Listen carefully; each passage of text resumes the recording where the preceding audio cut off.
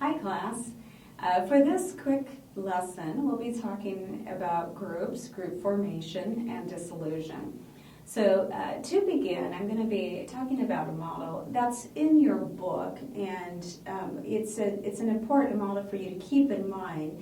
You can look at this in stages, but not as literal as the stages that I'll be talking about, because as you get to know a group or work with a group, and depending on the dynamics of individuals within the group, these can look a little muddy from stage to stage. So group formation and dissolution, I'll quickly name them, starts with forming, then goes to storming, norming, performing, and the last is called adjourning or ending.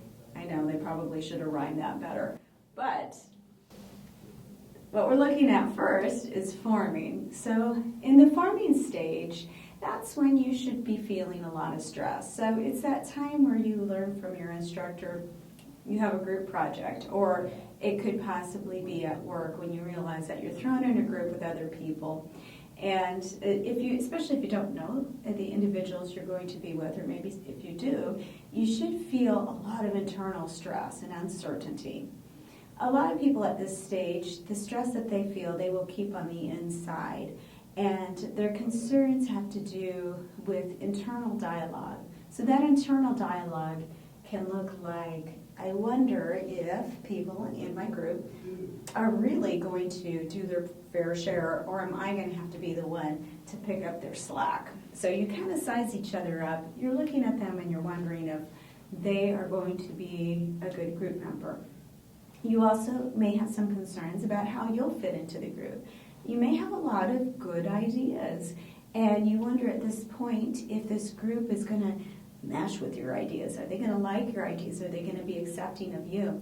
So these insecurities are completely normal in this first stage, and that stress is high.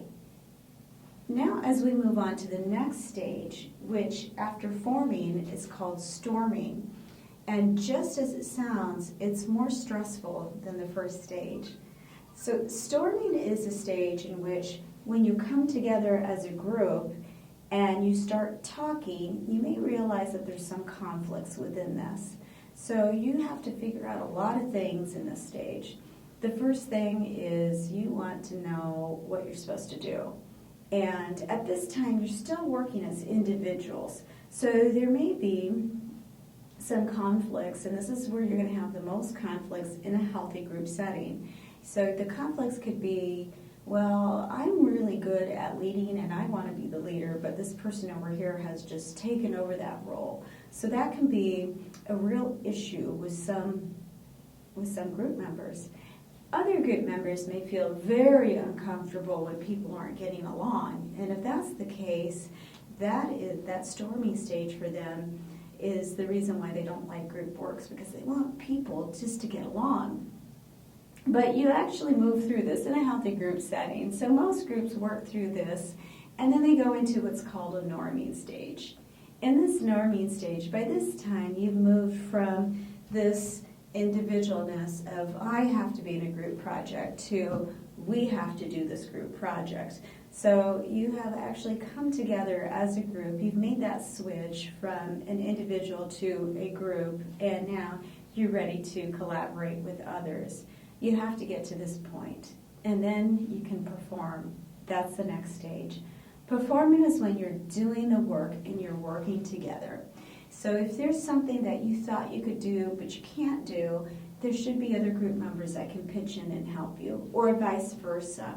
So you're getting stuff done. It doesn't mean that you don't have stress, but it just means that it's a different kind of stress. It's a productive type of stress in a healthy group. After you've reached the performing stage and you're ready, you're actually done with the project, then you're ready to move on to the ending stage. So by this time, you have turned in your project. So somebody's turned in the projects in the performing stage, and now you're moving through and you are ready to celebrate. This is the most overlooked stage because people should be taking this time to reflect on what went well and what didn't. What do you like to do and what don't you like to do? So those are some things that you should keep in mind for the ending stage or adjourning stage.